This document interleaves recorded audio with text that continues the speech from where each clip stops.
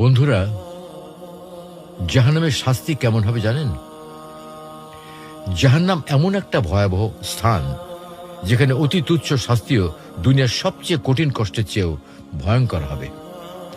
কোরআন ও হাদিসে জাহান্নামের শাস্তি সম্পর্কে বিস্তারিত বিবরণ এসেছে। প্রচণ্ড উত্তপ্ত আগুন।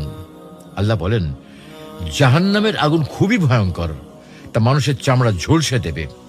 রাসূল সাল্লাল্লাহু আলাইহি ওয়াসাল্লাম বলেছেন, তোমাদের আগুন, দুনিয়ার আগুন জাহান্নামের আগুনের 70 ভাগের 1 ভাগ মাত্র।